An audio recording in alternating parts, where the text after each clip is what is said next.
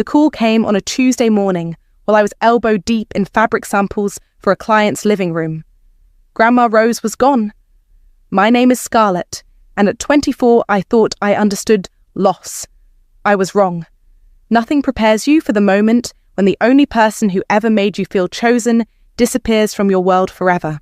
I drove the 3 hours to my hometown in a fog, my hands shaking on the steering wheel every time I passed a billboard or exit sign that brought me closer to that little yellow house on Maple Street, the house where I'd spent every summer, every holiday, every moment my mother deemed me too much to handle. She went peacefully, my mother Diane said when I walked into the funeral home. No hug, no, I'm sorry for your loss. Just facts, delivered like a weather report. The service is Thursday. My brother Chandler stood beside her, scrolling through his phone. He glanced up long enough to nod in my direction before returning to whatever was more important than our grandmother's death. Can we talk about the house? I asked after the service, after the casseroles had been delivered and the last mourner had left. We were standing in Grandma Rose's kitchen, surrounded by her ceramic roosters and the smell of her lavender dish soap. Diane was already packing dishes into boxes. What about it? I'd like to keep it. The words tumbled out faster than I'd planned. I know it needs work, but I have some savings, and I could... Scarlett?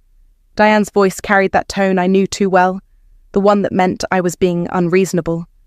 This house is worth money, real money. We need to be practical. I am being practical. I'm offering to buy it from the estate. Chandler looked up from his phone. With what? Your waitressing tips? Heat flooded my cheeks.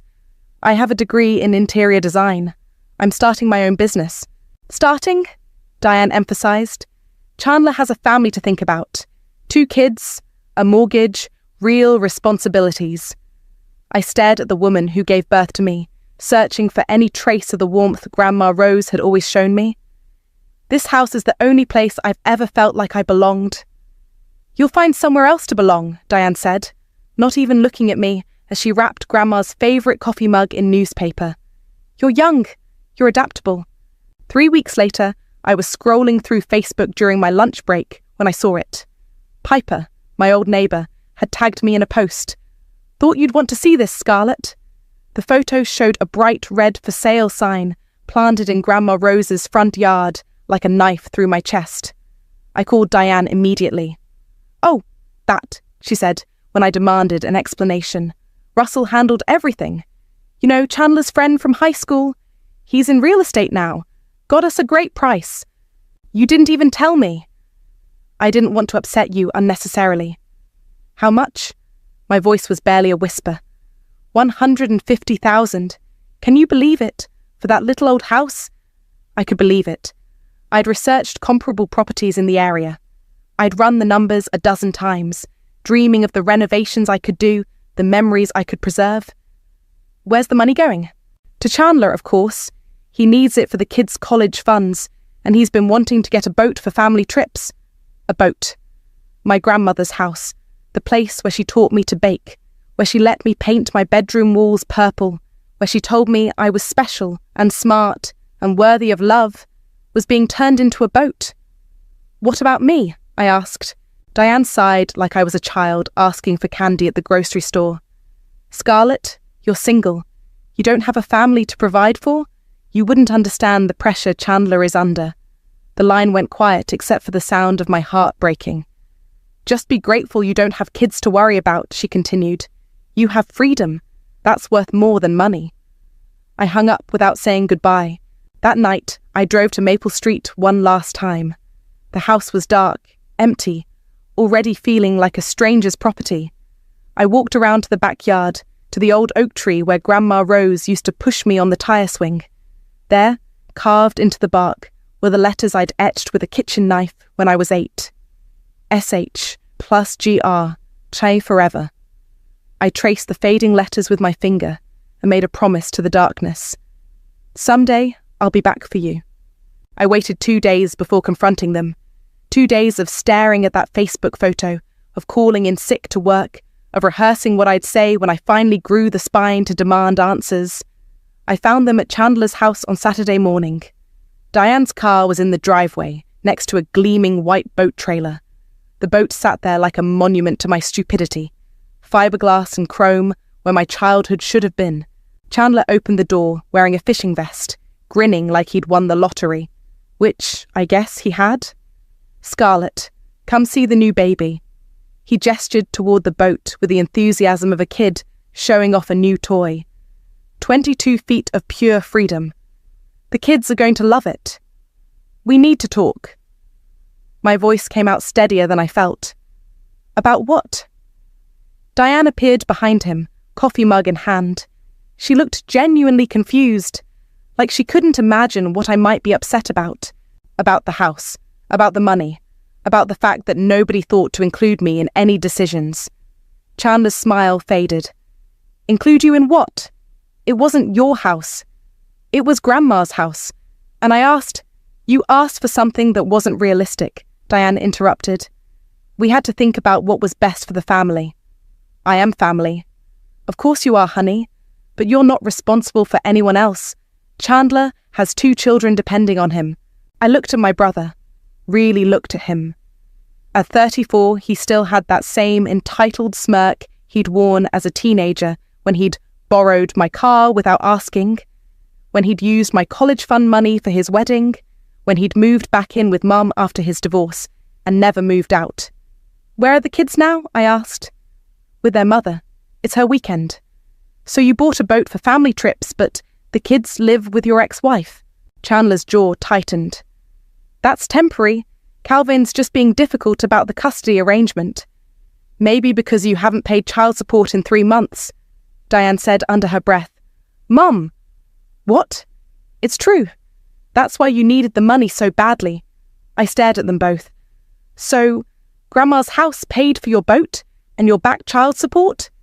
"It paid for Chandler's future," Diane snapped. "Something you clearly don't understand because you've never had to put anyone else first.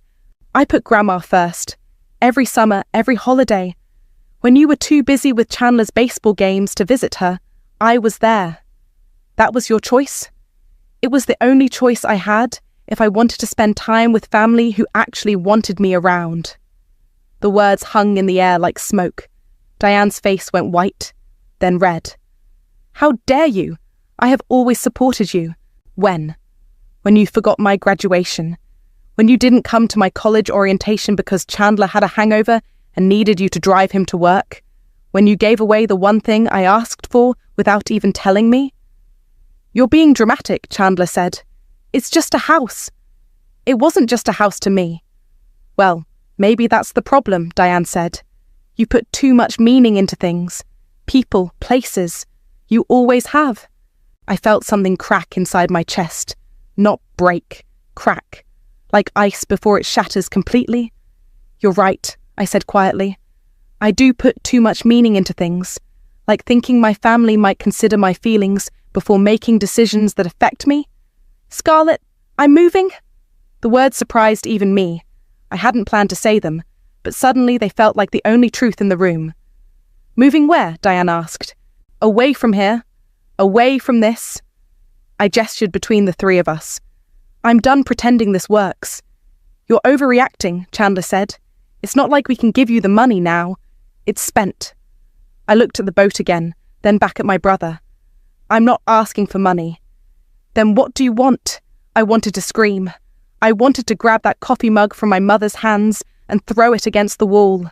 I wanted to key his precious boat and slash the tires on the trailer. Instead, I walked away. "Scarlett, don't be like this," Diane called after me. "You're family. We love you." I stopped at my car door and turned back. They were standing there, mother and son, looking annoyed rather than sorry, looking like I was the problem they needed to solve. "No," I said. "You love the idea of me, the convenient version who doesn't ask for anything and doesn't expect to be treated like she matters." I got in my car and drove away, leaving them standing in the driveway next to their shiny new boat. That night, I started researching cities where interior designers could make real money, places where nobody knew my name or my history, places where I could build something that belonged only to me. 7 years, 2 jobs, 1 plan. I moved to Austin with 3 suitcases and a burning need to prove everyone wrong. The first year was brutal, waiting tables at night, working as a design assistant during the day, sleeping on an air mattress in a studio apartment that smelled like the previous tenant's cat. "You look like hell," Ariel said one morning as I stumbled into the design firm where we both worked. She was the only person who'd bothered to learn my name in the 6 months I'd been there. "Thanks. Really what every girl wants to hear." "I'm serious. When's the last time you took a day off?" I couldn't remember. Days blurred together. Client meetings, fabric runs, restaurant shifts that ended at midnight, then up at 6 to do it all again. "I'm fine." "You're not fine. You're running on fumes and spite." She wasn't wrong. Spite had become my primary fuel source, along with gas station coffee and the occasional protein bar. "Look," Ariel continued, "I've been thinking about starting my own staging company. You interested?" I stopped sorting fabric samples. "Seriously?" "Dead serious. I've got some connections. You've got the eye, and we both have the hunger. What do you say?" 3 months later, we were sitting in our first real office, a converted warehouse space that cost more than my childhood home's mortgage, but felt like freedom. "Howard and Associates Design." Ariel read from the business cards that had just arrived. "Has a nice ring to it. Associates makes it sound bigger than it is. Fake it till you make it, baby." Our first big break came 18 months later. Marcus Webb, the actor from that vampire TV show, needed his Hollywood Hills mansion staged for sale. "The listing agent specifically asked for you," Ariel said, waving the contract.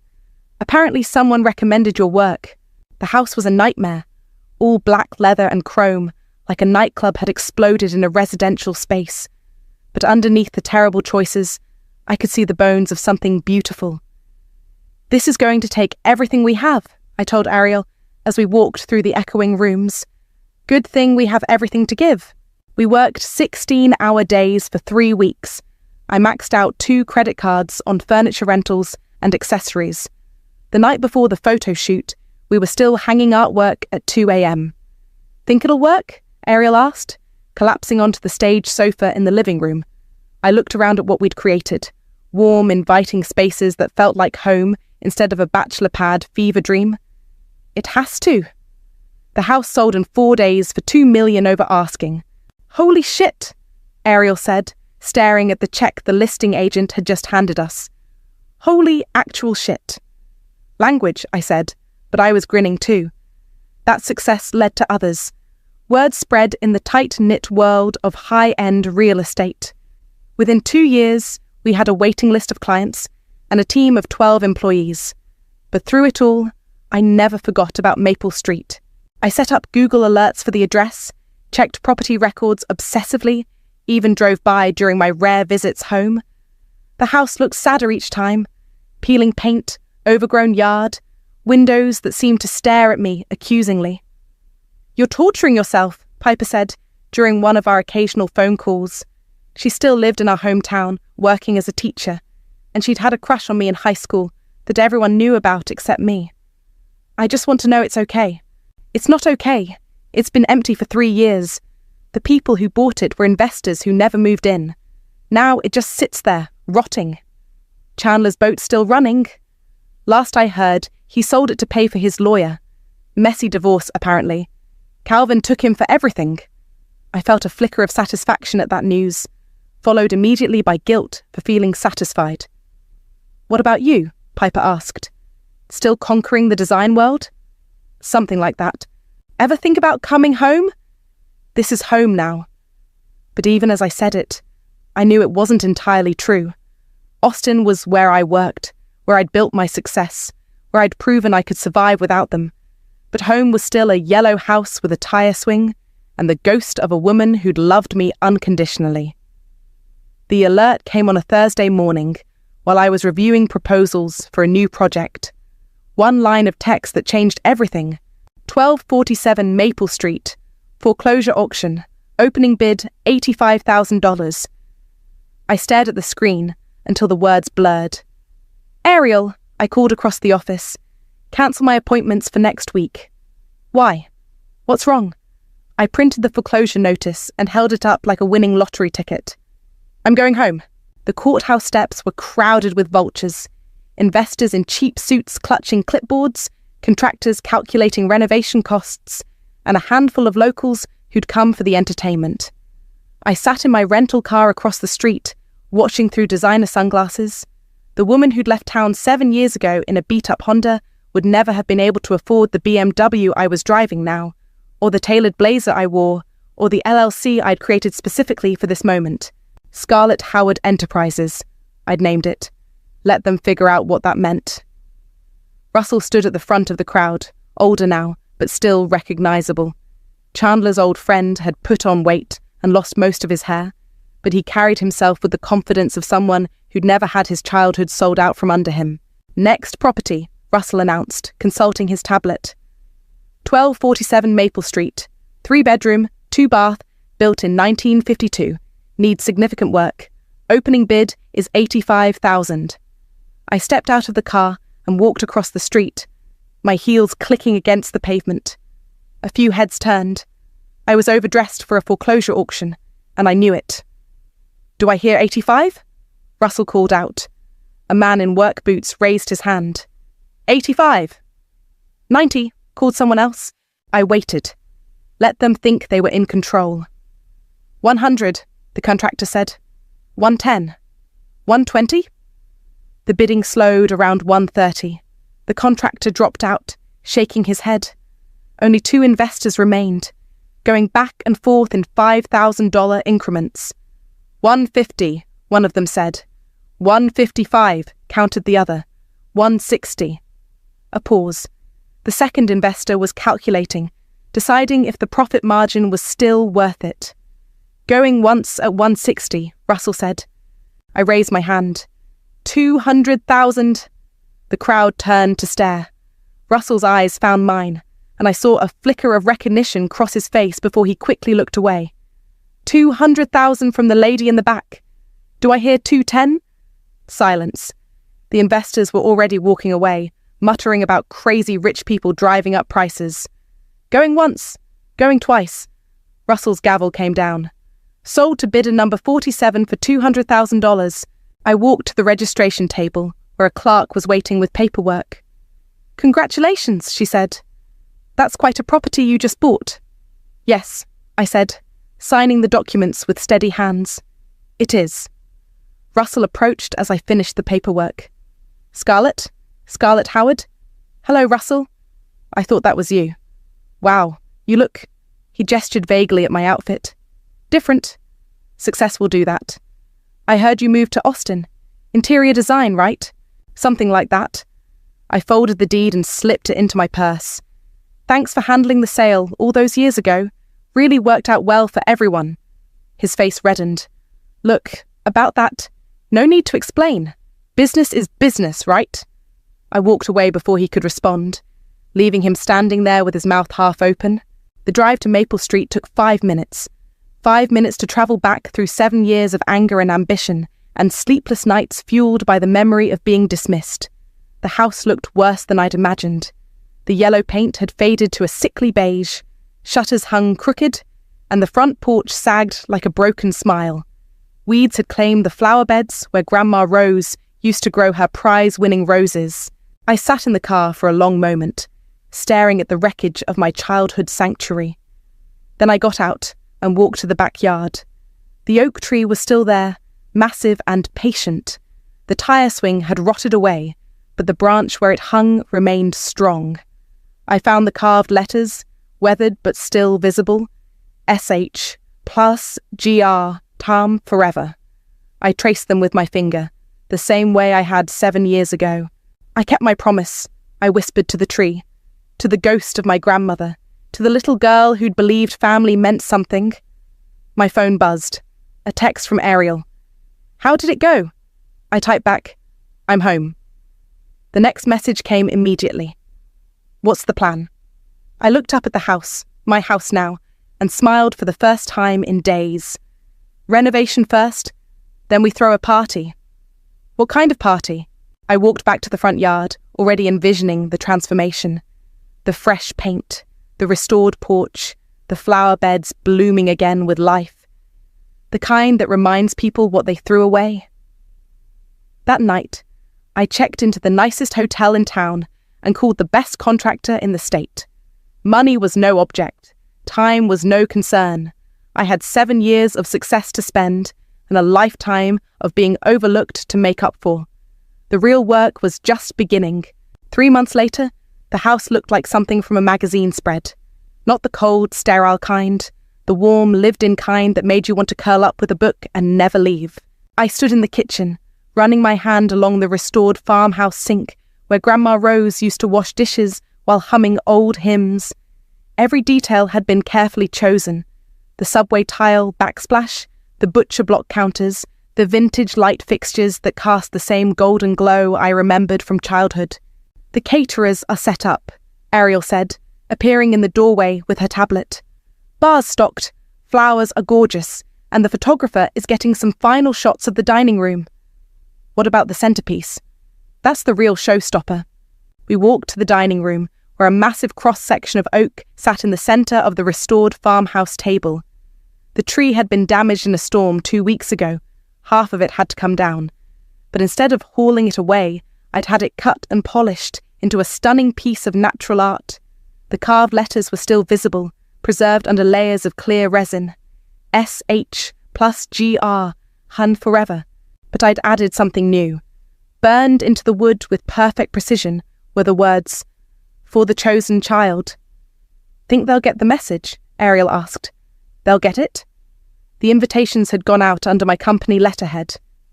"Howard and Associates Design cordially invites you to the grand reopening of a fully restored 1952 craftsman home. Light refreshments and tours provided. RSVP required." I'd sent them to half the town, including my mother and brother. The address was listed at the bottom in small print, easy to miss if you weren't paying attention. "Guests are starting to arrive," Ariel said, checking her phone. "You ready for this?" I smoothed my black dress, simple, elegant, expensive, and nodded. "Let's do this." The first hour was perfect. Neighbours I remembered from childhood wandered through the rooms, marvelling at the transformation. Mrs. Patterson from next door kept touching the restored crown moulding and shaking her head in amazement. "Your grandmother would be so proud," she said, squeezing my hand. "She always said this house had good bones." She was right about a lot of things. I positioned myself near the front window where I could watch the street. At exactly 7:30, Diane's car pulled up to the curb. "Showtime," I murmured to Ariel. My mother and brother walked up the front path, both dressed like they were attending a business function. Diane wore her best church dress, and Chandler had actually put on a tie. They looked confused, checking the address against their phones. I slipped into the kitchen and watched them through the security monitor I'd had installed.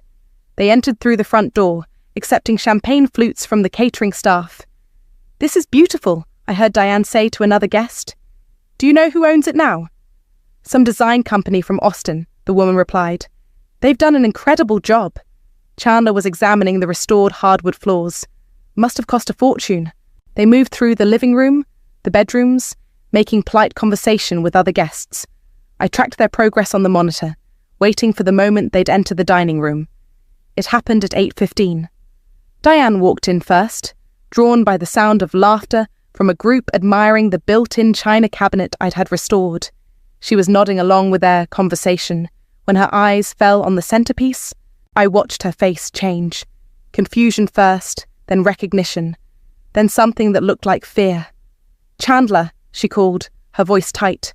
"Come here." My brother ambled over, champagne flute in hand, still smiling at something someone had said. He followed Diane's gaze to the table. The smile died on his face. "This can't be," Diane whispered. Other guests were starting to notice their reaction. The room grew quieter. Chandler leaned closer to read the burned inscription. "For the chosen child. What the hell does that mean?" "It means," I said, stepping into the doorway, "welcome home."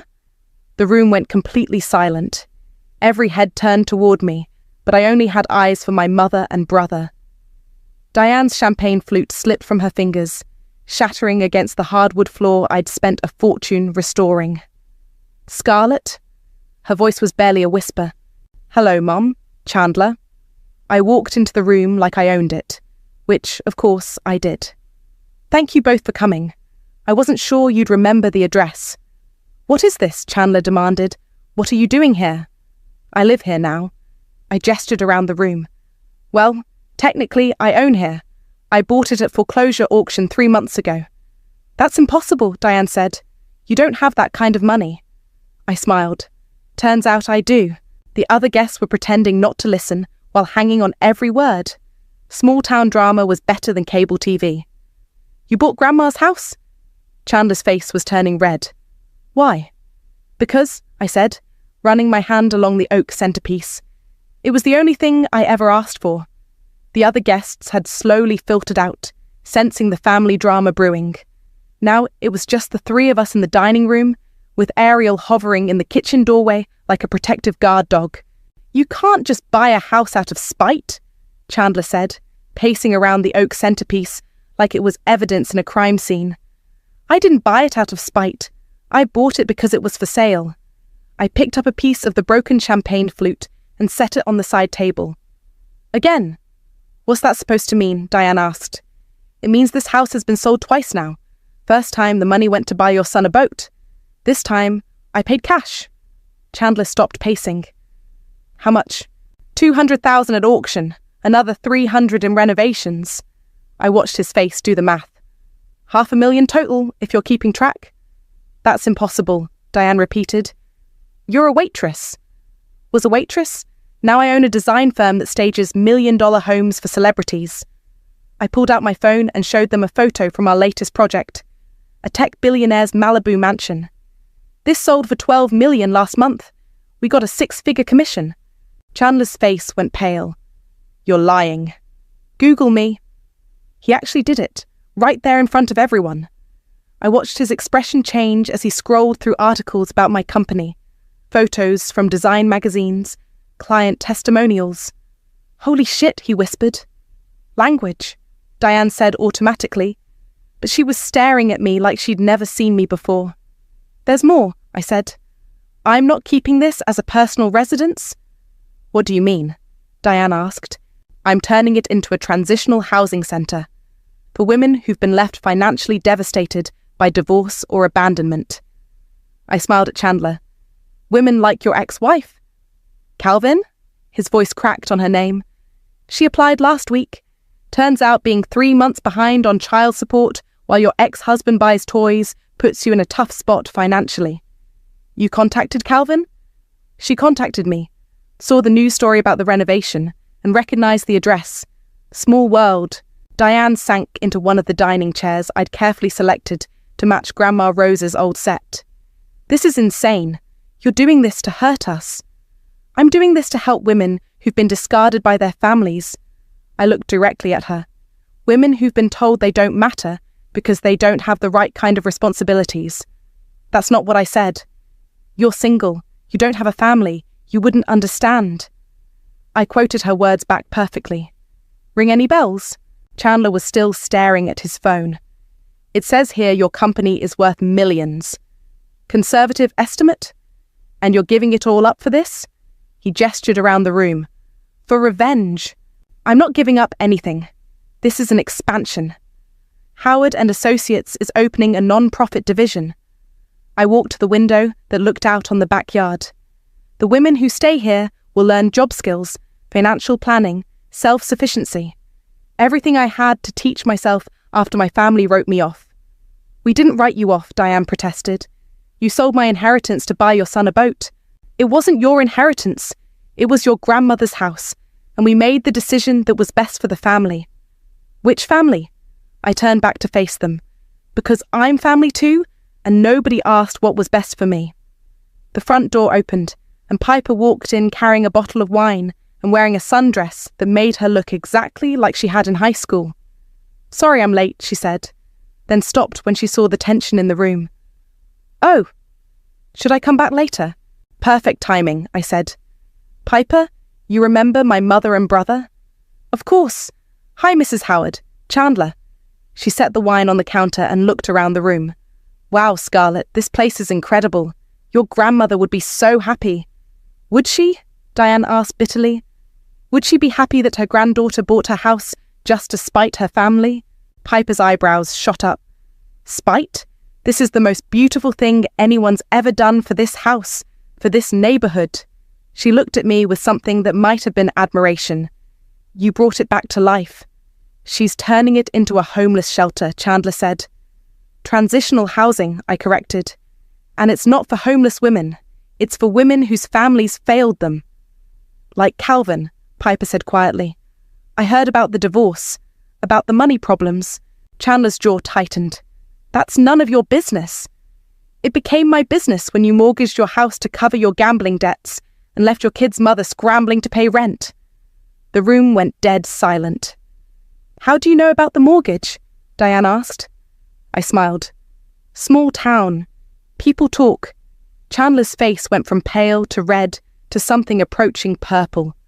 You've been spying on me. I've been living my life.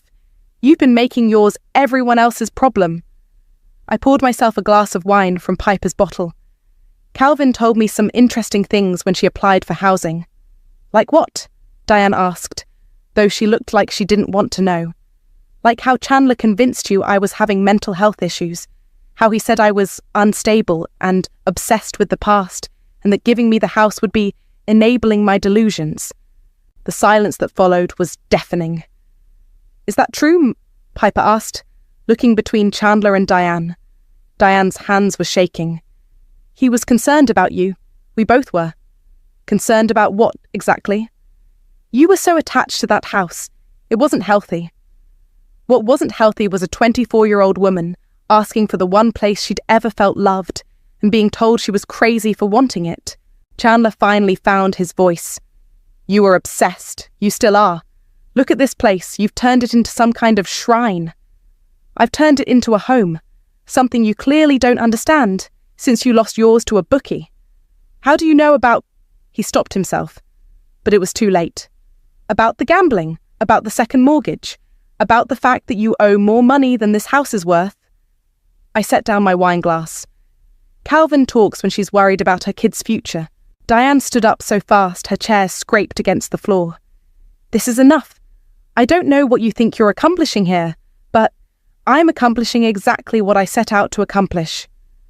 I walked to the built-in china cabinet and opened the glass doors. Inside were Grandma Rose's dishes, the good china she only used for holidays. I bought these back from the estate sale, paid 3 times what they're worth. You bought back Grandma's dishes. I bought back everything I could find.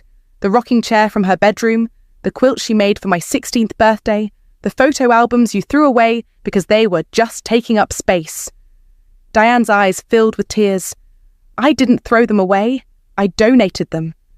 To the thrift store downtown, where I found them marked at 50 cents each. I pulled out one of the photo albums and opened it to a picture of Grandma Rose and me baking cookies. 50 cents for my childhood memories. We didn't know you'd want them, Diane whispered. You didn't ask. Piper cleared her throat. Maybe I should go. Stay, I said. You're part of this story too. How? Because you're the only person from my childhood who ever made me feel like I mattered. Who called to check on me after I moved? Who told me the truth about what was happening here? Piper's cheeks flushed pink. Scarlett, I know you had feelings for me in high school. I was too young and too messed up to see it then, but I see it now. Chandler made a disgusted noise. Great. Now we're having a lesbian revelation in Grandma's dining room. Shut up. Diane snapped at him, then looked at me. Is that what this is about? You're gay and you're angry we didn't know? This isn't about my sexuality, Mom. This is about the fact that you chose him over me every single time, and I finally got tired of pretending it didn't hurt. I never chose him over you. The house says otherwise. The money says otherwise.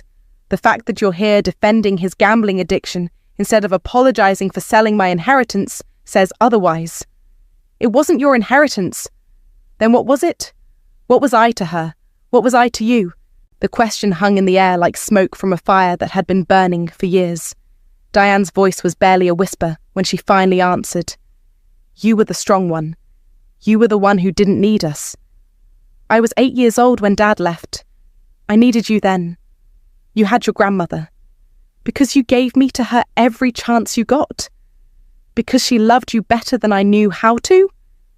The admission hit the room like a physical blow. Even Chandler looked shocked. "Mom?" he started.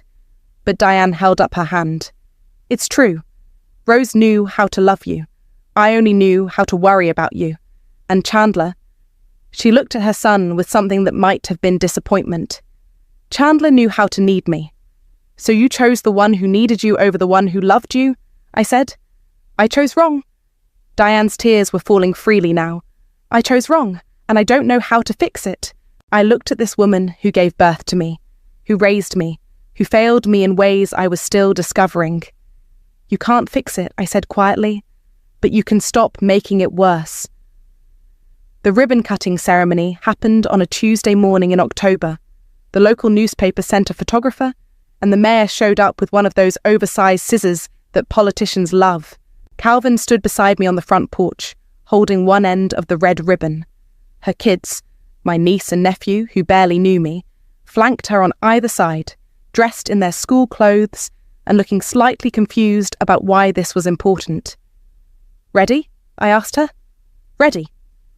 The scissors cut through the ribbon, and a small crowd of neighbours and supporters applauded.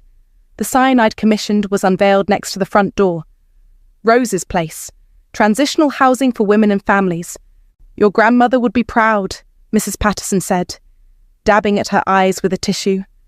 I hoped she was right. Diane hadn't come to the ceremony.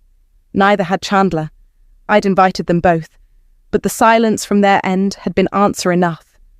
"The first residents move in next week," I told the reporter, who'd stayed behind for an interview. "We can house up to 6 families at a time, with an average stay of 18 months while they get back on their feet. And you're funding this entirely through your design business?" "The initial investment, yes, but we're also applying for grants and seeking community partnerships." I gestured toward Calvin, who was helping her kids explore the backyard. "Our first resident will also serve as our house manager. She has a background in social work." After the crowd dispersed, Piper and I sat on the front porch swing I'd had installed where Grandma Rose's old glider used to be. "How does it feel?" she asked. "Strange. Good. Expensive." I laughed. I just spent $500,000 on a house I could have had for free 7 years ago. "But you wouldn't have been ready for it 7 years ago." She was right. The girl who'd left this town had been broken, angry, desperate to prove herself. The woman who'd come back had the resources and emotional strength to actually make a difference. "Calvin told me something interesting yesterday," I said. "What's that?" Chandler called her. "He's in some kind of treatment program now, gambling addiction counseling." "That's good, right?" "Maybe." She also said he asked about the kids, about seeing them more.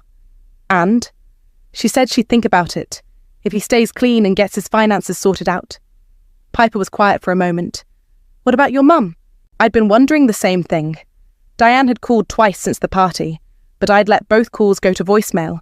Her messages were rambling, apologetic, full of words like misunderstanding and, "If only you'd told me." "I don't know yet."